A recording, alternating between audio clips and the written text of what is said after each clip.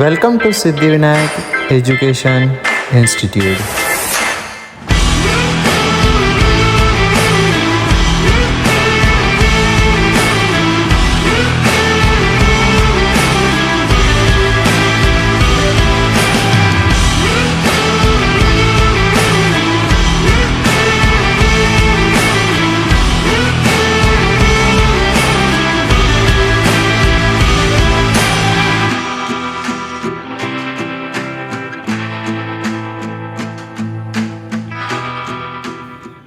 Hello everyone, myself Sanjana Bharati from Siddhivinayak education institute. और आज हमारा टॉपिक है केमियो ऑस्मोसिस हाइपोथेसिस, जो हम पढ़ने वाले हैं। ये केमियो ऑस्मोटिक हाइपोथेसिस में एटीपी के सिंथेसिस के लिए हम इस सब को रन करते हैं। केमियो ऑस्मोसिस हाइपोथेसिस में तीन चीजें होती है, पीएच सिस्टम 2, ये हमारी इलेक्ट्रॉन ट्रांसपोर्ट चेन, और पीएच सिस्टम 1। ये तीनों के हेल्प से हमारी केमियो ऑस्मोसिस हाइपोथेसिस रन होती है और उससे हमारा फॉर्मेशन होता है एटीपी का। तो हम स्टार्ट करते हैं इसको। पहले यहाँ पे लाइट पड़ती है पीएच सिस्टम 2 पे, जिसका पीएच सिस्टम 2 पे जो है 680 नैनोमीटर का। पीएच सिस्टम 2 पे जैसे ही लाइट पड़ती है वैसे ही यहाँ के इलेक्ट्रॉन्स जो होते हैं, यहाँ पे इलेक्ट्रॉन्स जो होते हैं वो एक्साइटेड स्टेट में आने लगते हैं। अब इनके एक्साइटेड स्टेट में आने के बाद ये इलेक्ट्रॉन चाहते हैं कि ये यहाँ से बाहर जाए, और उसके बाद क्या होता है, ऑक्सीडेशन ऑफ वाटर, मतलब H2O का स्प्लिटिंग होता है। H2O के स्प्लिटिंग होने से हमें हाफ O2 मिलता है प्लस H+ आयन मिलता है और एक इलेक्ट्रॉन भी मिलता है। और ये जो पूरी प्रोसेस है, लाइट पीएच सिस्टम 2 पे पड़ती है, इलेक्ट्रॉन का एक्साइटेड स्टेट में आता है और ऑक्सीडेशन ऑफ वाटर से भी इलेक्ट्रॉन निकलते हैं। अब ये इलेक्ट्रॉन जो होते हैं ये इलेक्ट्रॉन सिस्टम चेन में आने के लिए एक्साइट होते हैं। तो फिर ये इलेक्ट्रॉन जो होते हैं सबसे पहले जाते हैं प्लास्टोक्यूनॉन में। सबसे पहला इलेक्ट्रॉन एक्सेप्टर होता है प्लास्टोक्यूनॉन। ये इलेक्ट्रॉन प्लास्टोक्यूनॉन में जाते हैं, उसके बाद ये और एक्साइट होकर जाते हैं साइटोक्रोम P6F में। साइटोक्रोम P6F में इलेक्ट्रॉन जाने के बाद ये अपनी पूरी एनर्जी लॉस कर देते हैं। यहाँ पे ज़्यादा एनर्जी का ग्रेडियंट होने के कारण ये जो हमारे ऑक्सीडेशन ऑफ वाटर से H+ आया था, ये H+ होता है और बाहर स्ट्रोमा होती है। ये थैलेकोइड की मेम्ब्रेन है जहाँ पे केमियो ऑस्मोटिक हाइपोथेसिस हो रहा है, और इसके बाहर स्ट्रोमा होती है और ये थैलेकोइड का ल्यूमिन होता है, मतलब थैलेकोइड के अंदर की जगह, जिसे हम ल्यूमिन बोलते हैं।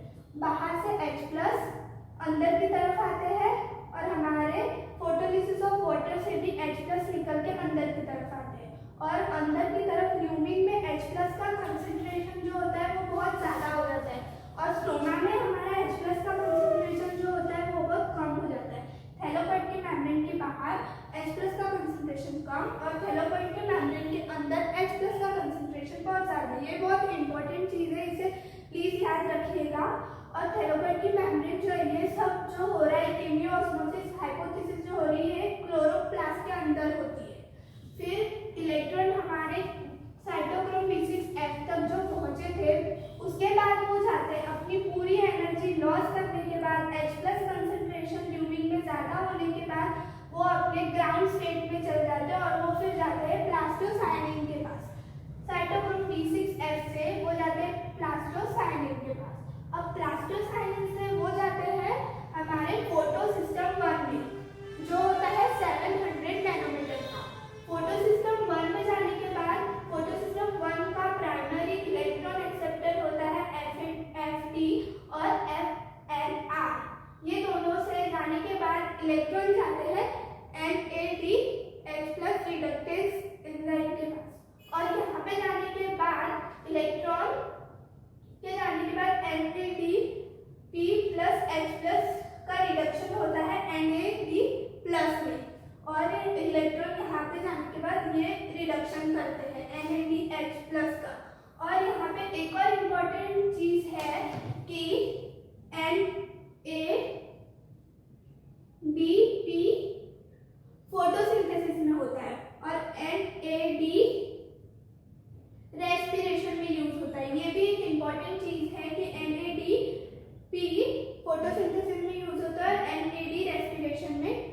होता है। अब हमारे इलेक्ट्रॉन अपनी पूरी इलेक्ट्रॉन चेन पास करके फोटोसिस्टम 1 में जाके यहाँ पे फोटोसिस्टम 1 पे भी लाइट पड़ती है, और जब फोटोसिस्टम 1 पे लाइट पड़ती है तब यहाँ के भी इलेक्ट्रॉन एक्साइट होते हैं और ये अपने प्राइमरी इलेक्ट्रॉन एक्सेप्टर के पास जाते हैं और फिर NADPH+ से NADPH पर आते हैं, रिडक्शन करते हैं NADP का, और ये सब होता है। अब ये सब होने के बाद जब इलेक्ट्रॉन ट्रांसपोर्ट चेन से पास होते रहते हैं तब H+ की जो कंसंट्रेशन होती है वो ल्यूमिन में बहुत ज़्यादा हो जाती है। H+ हमारा वाटर स्प्लिटिंग से भी आता है, स्ट्रोमा से भी अंदर ल्यूमिन में आने लगता है, और यहाँ पे इलेक्ट्रॉन जब अपनी पूरी एनर्जी लॉस करके ग्राउंड स्टेट में चले जाता है तब भी वो H+ ल्यूमिन में आने लगता है।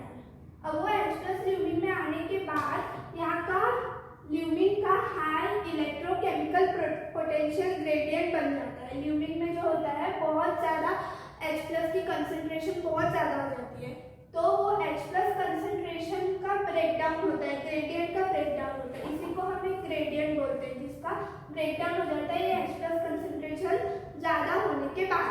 अब ये जब ब्रेकडाउन होता है तब एक हमारे पास ATP सिंथेस करके लिए एक सिस्टम आता है जो थैलेमोइड की मेम्ब्रेन के नीचे साइड पे प्रेजेंट होता है। अब यहाँ से पूरे H+ ATP सिंथेस के थ्रू बाहर जाने लगते हैं। ये ATP सिंथेस के दो पार्ट होते हैं, एक तो CF0 और एक CF1। ये अपने आप को रोटेट करने लगते हैं, इनमें चेंजेस ऑकर होते हैं। जब H+ की कंसंट्रेशन ल्यूमिन में बहुत ज़्यादा हो जाती है तभी इनमें चेंजेस ऑकर करते हैं और ये अपने आप को रोटेट करने लगते हैं, और इसके कारण H+ जो है वो ल्यूमिन के बाहर स्ट्रोमा में आने लगते हैं। अब ल्यूमिन के बाहर आने लगते हैं, H+ इधर जाता था, अब ये ATP सिंथेस से बाहर आने लगते हैं, और इसके कारण ADP कन्वर्ट होता है हमारा ATP में, जिसकी हमें जरूरत थी, और H+ भी बाहर आने लगते हैं। H+ के ही बाहर आने के कारण हमारा ATP का फॉर्मेशन होता है, और यही H+ जो है यही हमारे ऊपर काम आते हैं NADP+ के साथ कंबाइन होने में, और यही हमारे काम आते हैं फिर से ल्यूमिन में आने में। यही H+ इधर भी जाएंगे और यहाँ पे भी आएंगे, और फिर यही ल्यूमिन के अंदर आएंगे। ऐसे ही ये प्रोसेस चलते रहती है। ये जो ATP सिंथेस है ये जो ATP सिंथेस का प्रोटीन है ये रोटेट होते रहता है, और ये फैसिलिटेटेड डिफ्यूजन प्रोवाइड करता है H+ के कंसंट्रेशन को। अब ये ऐसी प्रोसेस चलती रहेगी और ATP का सिंथेसिस होता रहेगा। तो इसी के लिए हमारी चलती है cameo-osmosis hypothesis. Okay, so I hope आप सबको ये समझा